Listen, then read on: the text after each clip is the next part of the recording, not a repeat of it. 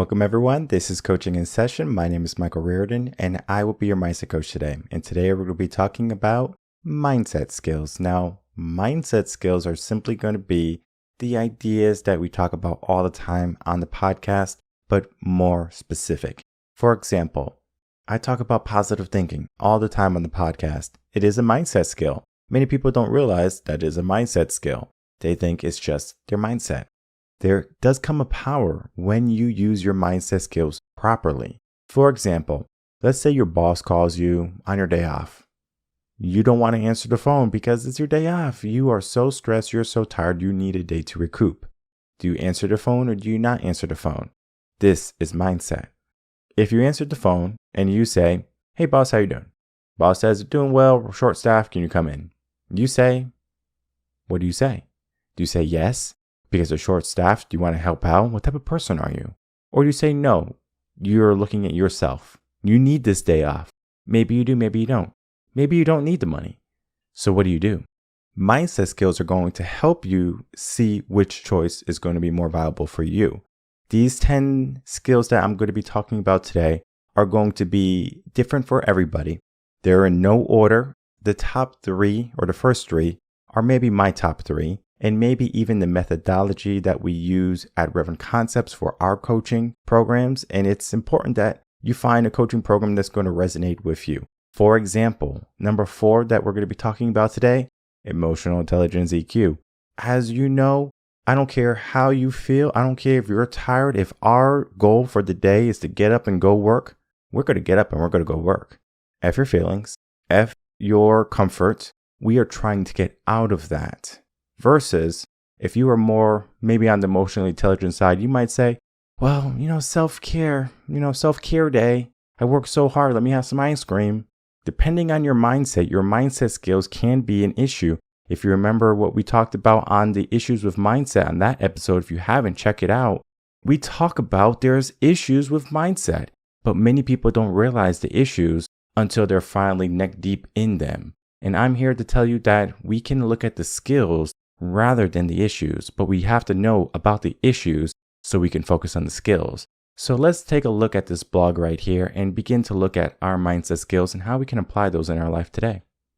All right, everyone, if you're new to the channel and the podcast, make sure to like, comment, and subscribe, and to share this video and or audio to help build a community of growth-minded individuals. Today, we're going to be talking about TOS Part 54, and it's going to be about mindset skills. Just a heads up, a tune-up series, a TOS, is what we're going to be talking about. TOSs require people to have strong mindset foundation already. If you don't have a coach, if you can't afford a coach right now, if you don't want to invest in a coach, continue to listen to the podcast, continue to read the blogs that come out, check out some of the ebooks that we have on the website. You're going to find that you can get a wealth of mindset information here at Reven Concepts. And what we want to do is to give you this information so you can begin to change your life immediately. Not, when I'm ready or when I have the time. I mean, we're always on our phone. We're always doing something, but yet we always make time for the things that are insignificant, like sitting on the sofa or relaxing. Sometimes you have to push past that comfort and create a habit, a routine, let's call it that, that's going to be more disciplined and it's going to help you fulfill more in your day, more in your life. Mindset skills will help you do that. So let's take a look at these mindset skills and then I'm going to break them down in the episode and then we're going to come back to them. The first mindset skill we're going to be talking about is number 1, embrace a growth mindset.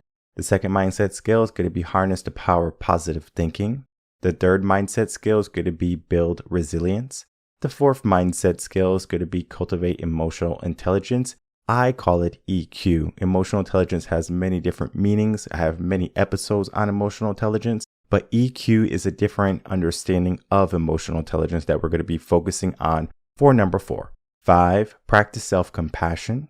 6 is going to be nurture optimism. Skill number 7, embrace adaptability. 8, take initiative with proactive thinking. Skill number 9, practice problem solving. And then 10, practice mindfulness. Now, I said early on, these skills are in no particular order. You can go in any order you want, but these are examples of mindset skills. Are these the only 10 mindset skills in the whole entire world and universe? No. There's many more mindset skills that you can have and adapt. I'm going to be giving many examples. We do have some examples here in the blog. An easy read for my TOS people, for my people who have strong mindsets, my longtime listeners. You know the deal. We want you to succeed in these mindset skills because they will help you succeed in life. So let's start to break down each of these skills in order. And then from there, we can talk about the benefits, maybe even some of the cons of focusing on some or maybe all of them at once. I talked about there's going to be pros and cons to mindset skills. It's almost similar to the issues with mindset because a skill that you have, it doesn't necessarily mean it's going to be a skill that you use. For example, maybe you're a skilled carpenter. You love carpentry, you love building stuff, but maybe you don't like building stuff for people. So people always ask, hey, can you build me this table? Because they go to your house, they see you have a beautiful table, and now you have a full business building tables. But you don't find joy in building tables. You find joy in doing different things. I want to build this, I want to build that. But yet you're stuck building tables because everyone wants a table. Do you say yes or do you say no to building the table? It's the same concept as if you say yes or say no when you want to go into work, if your boss calls you to go into work. Mindset skills are going to be helping you look at the situation that's at hand. The situation can be good, the situation can be bad. If I get bad news and the news is definitely not something I want to hear, guess what? I'm going to give myself a mindset skill at that moment. I'm going to say, okay, not a problem. Let's look at the good. Okay, well, the good is I'm alive. At least I know that much. I can breathe. I can try again. That's the good. That's a mindset skill to have that optimism. It is one of our steps. We are going to be talking about that. But so you have a premise of what mindset skills are, then you will understand the benefit that you're going to get from each of these different skills. In skill number 1, we're talking about growth mindset. In the blog, we can learn from every single situation, any experience that we have, good or bad. If you do something for the first time, for example, I was in Toastmasters for a little bit. Toastmasters is a great organization for people who are trying to build their public speaking acumen, and they're saying, I want to be the best public speakers and I want to do all these competitions and I want to do TEDx talks and stuff like that. There's nothing wrong with that. However, just because you want to do these things in your Toastmasters club, it doesn't necessarily mean that you're going to grow from it. If we look at the statistics, if you are in Toastmasters, you typically are a better public speaker at the end of it. That is what is geared toward, making you a better public speaker. But someone might not want that skill of growing in a group of individuals that are going to help me with my public speaking. Maybe they want to start a podcast. Maybe they want to go on talk shows. They want to do it different. But yet, they try Toastmasters because everyone in the world is saying you have to join Toastmasters. It's so good. So they join Toastmasters. They learn that it's not for them. Do they say Toastmasters is a terrible organization? Toastmasters, I didn't learn nada. It is just not a good program. The people who were running it were jokes, and you just give everything negative about Toastmasters. But a mindset skill will be, I'm going to look at what I learned from Toastmasters. You have a growth mindset. Whatever your situation is, you grew from it. You might have learned that Toastmasters wasn't for you. What is for you? You grew from that bad or that negative experience, or maybe the experience that wasn't uplifting enough for you. It could be a Chambers of Commerce thing, where you join a Chambers of Commerce, you join a networking club. I think there's also business ones, like business networking that people do. Those can be a good thing, they could be a bad thing. And you might say that you're going here and you just waste time. But yet, if you have a growth mindset, you say, I met a person, okay? It doesn't matter who the person is. I am networking.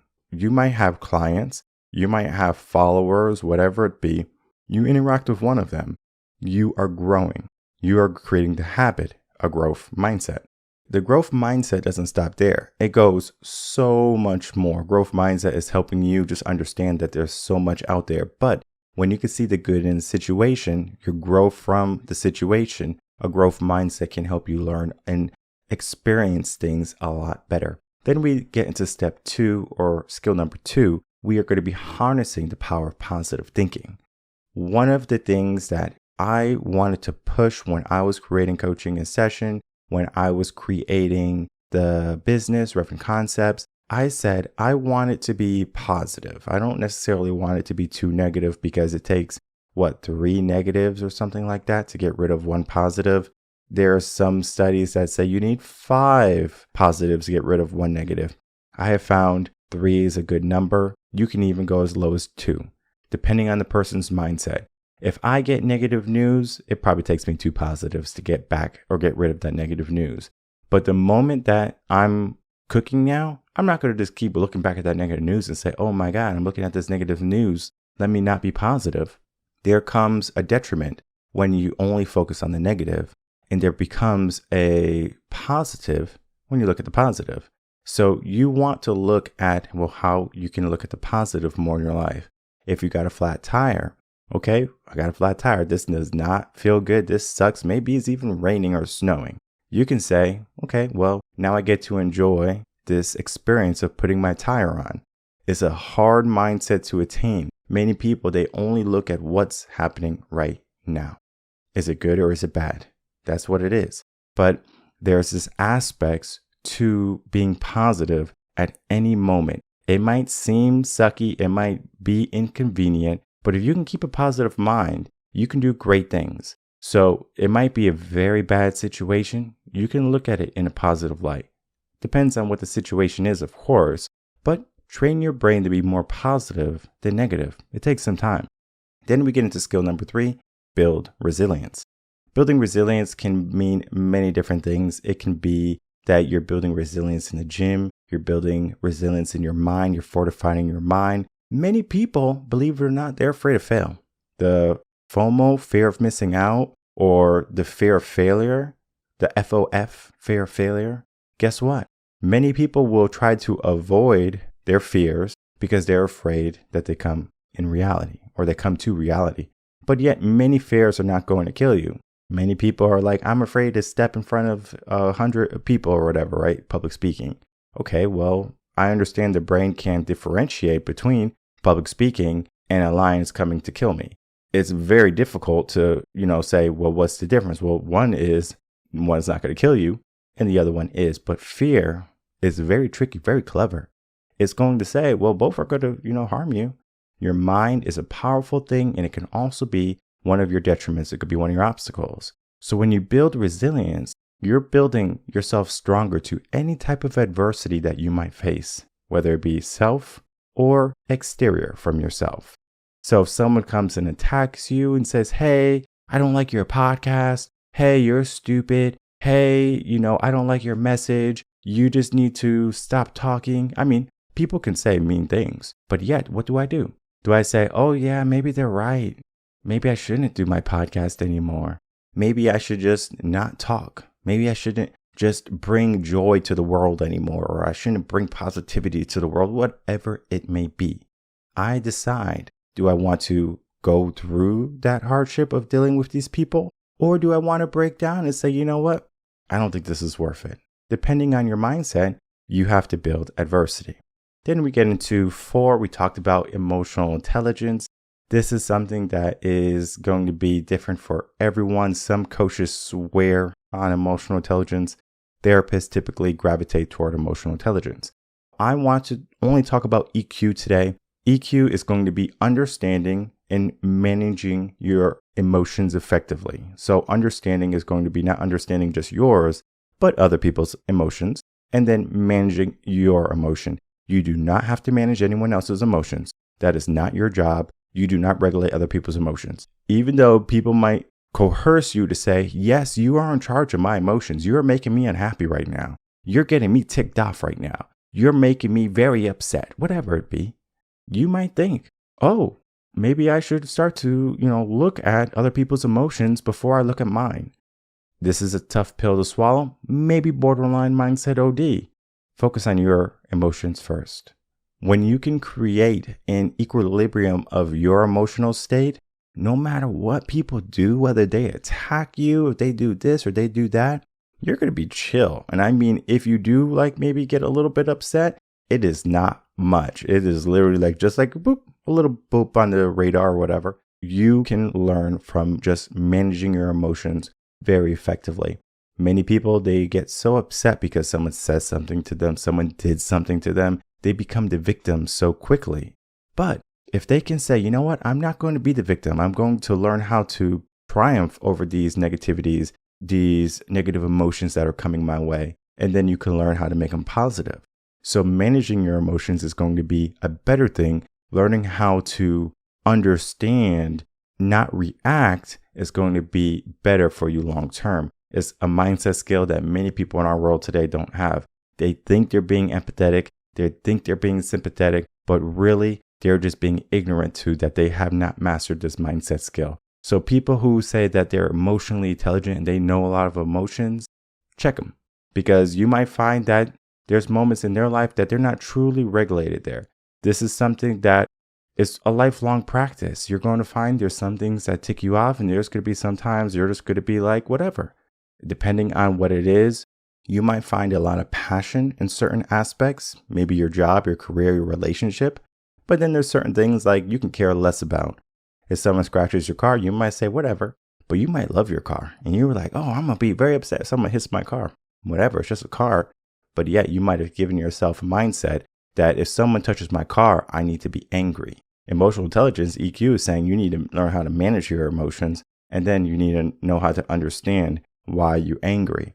Because you have two options with anger: to get rid of it or to understand it. Many people try to get rid of it. I was a culprit of that also. I used to have the anger come within me and I wanted to use it. But then I said, no, I need to learn how to manage it. I need to learn how to make myself aware of that anger. I need to learn how to make myself aware of when I'm feeling angry and then what to do with it rather than what I was doing with it. My brother, for example, he's really good at managing his anger. Me, on the other hand, I was like, no, anger for me was just like my fuel, right? I'm tossing gasoline in the fire. I did not care. As we grow, we mature. And as we mature, we understand EQ a little bit better. Then we get into skill number 5, practice self-compassion. This one is going to be self-explanatory. Treat yourself with some level of kindness. Go to the gym. Look at yourself in the mirror. Say that you love yourself. You might find that the first times you do it, it might not be true. You might say, there's a lot of work I need to do. Maybe losing some weight, maybe changing careers, maybe you don't have the finances that you're looking to get. So you say, you know what, I can't have self-compassion for myself because guess what? My life is not perfect. Well, it's going to take a lot to get your life perfect. But what you can do is understand where you are, be happy where you are, in the sense that you can change your circumstance today. Self-compassion can do great things if you know how to use it, a mindset skill. Then we get into 6, nurture optimism. Are you a glass half full or a glass half empty?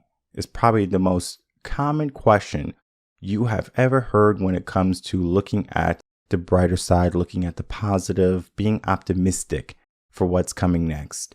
If you say that you're a glass half empty type of person, you might have a longer journey than most.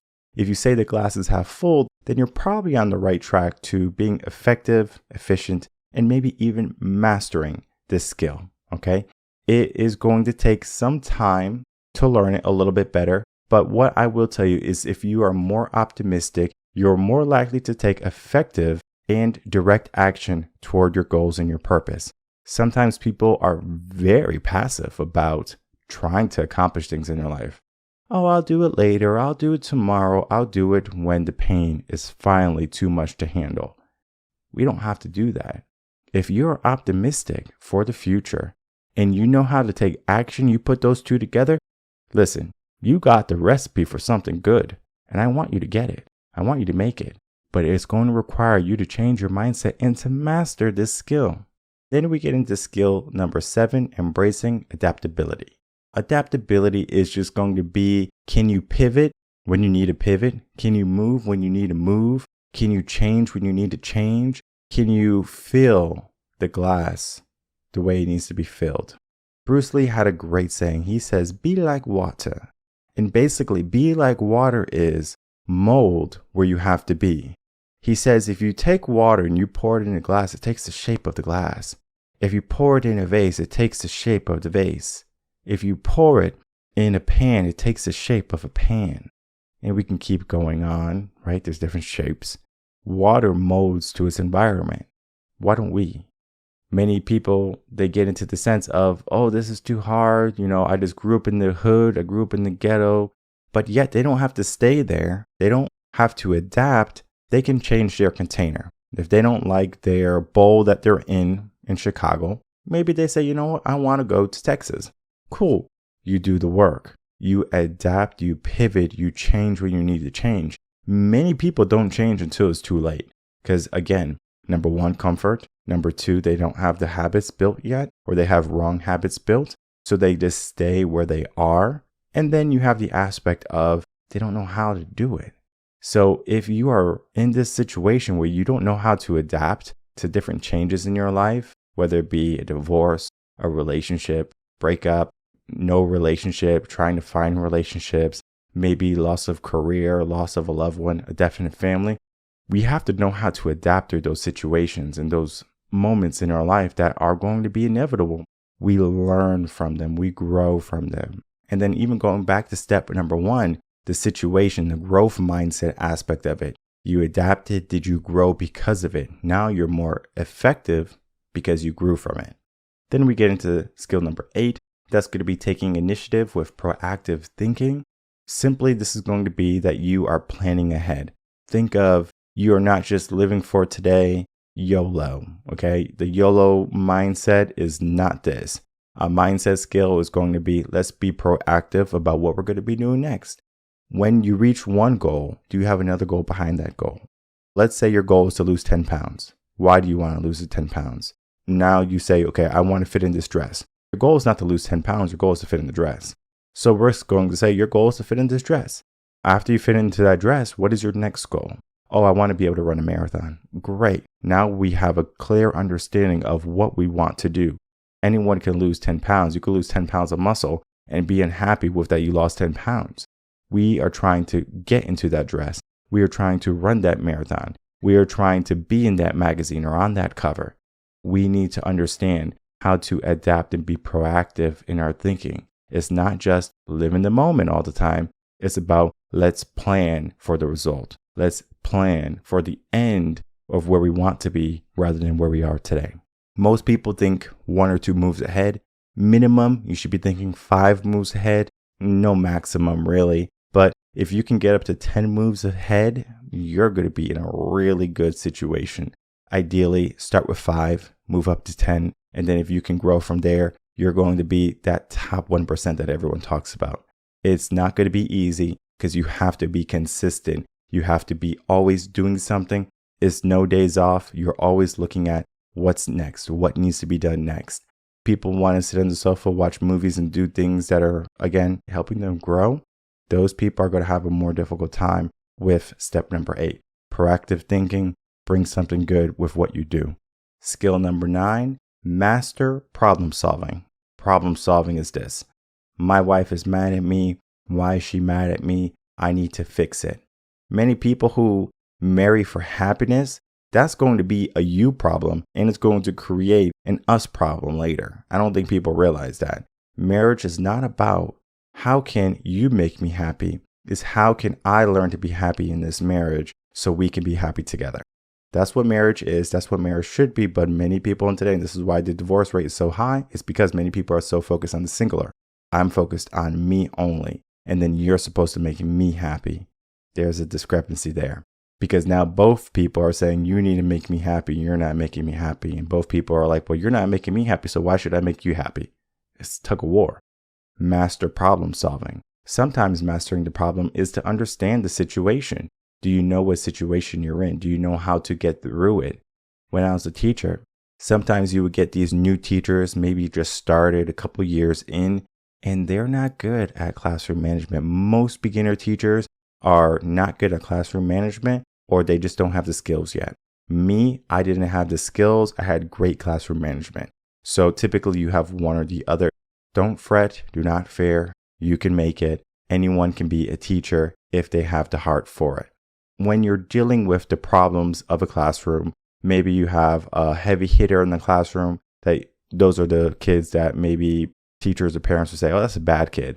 There's no bad kids. They're just kids that have more energy, or kids that are not learning because the teacher doesn't know how to be an effective teacher. I had minimal issues. I just had some students that would come from class doing negative things, and they would think that in my class they can do those negative things. But they learned eventually that it's not flying in my class. We grow. They learn where they can push and pull. For example, mom and dad. Most kids are afraid of their fathers. They're like, I don't want to go deal with father, like I don't want to go deal with my dad or whatever. Don't tell my dad. Don't tell my dad. Why? But yet with their mom, they're fooling around and they're doing all these negative things. Maybe it could be like a male thing. I don't know. But what I can tell you is that when there's a dad in the picture and he's the disciplinarian, things fix a lot better when it comes to problem solving in kids. Is it always the fix? No. Some men are extremely passive when it comes to raising kids. Not the best situation, especially if your kid is 7+. A father has to be present. They have to be active. They have to be the dominant figure in the household. You don't have to make all the money. It's not so much about money. I don't want people to think that if the man doesn't make the money, the household's going to fall apart. It helps because respect is going to be given by the wife, most likely. Easier for the kids to see that and say, I have to respect this person. There's many aspects to problem solving. It's not just marriage. I know I've been giving a lot of examples on marriage today, but master problem solving can be, what can I do to bring down my debt? What can I do to make more money? What can I do to be more happy? What can I do to change the world? Problem solving is going to be looking at these aspects, these situations. And then we get into step number 10, practicing mindfulness. This can be many different things. For some people, practicing mindfulness is going to be meditation. It could be journaling or going to the gym, right? They're just being present in the moment. That doesn't necessarily mean that you have to sit down and do your meditation, or you always have to go to the gym to get your workout. We can be mindful of our actions. For example, creating mindfulness can be this simple. You get home from work, you go to the fridge, you maybe get some food to prepare for dinner, and then you are going to make yourself a healthy meal. You are being mindful of what you're eating because you're making a meal. You chose not to go to McDonald's or Burger King or whatever and get something fast. You said, I'm going to be conscious of what I'm going to eat. And then you're going to finish your meal. You're going to feel great that you had something good to eat. And then you have a choice again. You're mindful again too. Do you sit on the sofa and try to relax? Do you build that $1 million business that we talked about in the evening? Start to build your empire there, go in the office and get some work done, read some reading material. Maybe you're an evening person, you need to go to the gym. Are you doing those things? And if you are not doing those things, then you can become more mindful to it. Okay, I'm not doing these things. How can I do those things? So all in all, when it comes to TOS Part 54, mindset skills, we are looking at these 10 mindset skills. Number 1, embrace growth mindset. 2, harness the power of positive thinking. 3, build resilience. 4, cultivate emotional intelligence, EQ. 5, practice self-compassion. 6, nurture optimism. 7, embrace adaptability. 8, take initiative with proactive thinking. 9, master problem solving. And 10, practice mindfulness. Do not worry if you are driving right now, if you're listening to this podcast on your way to work or on your way home or maybe at the gym, head over to revenconcepts.com, head over to the blog, TOS Part 54, and you will see that these 10 skills are right there already written down. They have a great example in the beginning, and then they give a little snippet to what it entails. I went a lot deeper in the podcast, but when you're working through these mindset skills, I found it better to have it short than a super long paragraph, because when you're trying to enhance a skill, it has to be bite-sized. Because when you become effective at skill creating or skill creation, you're now going to be effective at now mastering the skills a lot faster because you make it super simple. That is what comes with mindset skills. The better you get at skill creation, the more skills you can amass, and the more skills you amass, the better suited you're going to be to take over the world, in the sense that you get to become the person that you want to be. The world might not be simply Oh, I want to be the top 1%, or I want to take over the government. I want to be the president. I want to do this. I want to do that. It can be, but most people, when it comes to their dreams and their fulfillment, beyond money, they're trying to find some type of meaning in their life. These skills can help you find meaning a lot quicker, especially the first three that we talked about today. If you are trying to make some changes, and if you maybe start to dabble into these mindset skills and you find that you're not consistent, get a coach, because a coach is going to help you not only develop these skills, but develop the habits that you can create new skills after you're done with the coaching. Our coaching here at Reven Concepts, we don't keep people for like a year or 2 years or whatever. This is not therapy. I am about results. If you want results, you come to Reven Concepts. And that is what we strive to do, give you the results as quick as possible, because you should be living the life that you want to sooner rather than later. Many people are just in the mindset that, oh, I'm not ready to do it. So they will suffer for 9 months rather than getting a coach for 3 months and then being where they want to be at 4 months in versus 9 months in, they're not there. And maybe they still think about getting a coach, but they realize that they're already too far down the hole. They say, what's the point? Well, the point is you can make a change in your life before the end of the year, or you can say 2025 is going to be my best year yet. Don't get into the habit of always procrastinating, waiting for the next year. Learn these mindset skills today. As always, if you need any help, reach out to us, revenconcepts.com. Email me, coachinginsession@gmail.com. And if you have any questions about mindset skills or any other mindset skills that you may want to incorporate in your life, depending on your situation, drop me a DM on one of my socials. We are everywhere where there's social media. You can choose whichever one you prefer. What we want to do is bring out the best in you today, not tomorrow. Remember, we're trying to problem solve. We're trying to practice mindfulness. We're trying to be proactive in our thinking. We're trying to adapt. We're trying to grow as soon as possible. Our mindset skills here and coaching in session, in every single episode, we teach you something. This is it right here. We might teach you just one thing in an episode, but they all have an application in what we talked about today. My name is Michael Reardon. I'm a mindset coach. Please share this episode with a friend who can benefit from mindset skills. And I will see everyone on the next episode of Coaching in Session. Until then, everyone take care.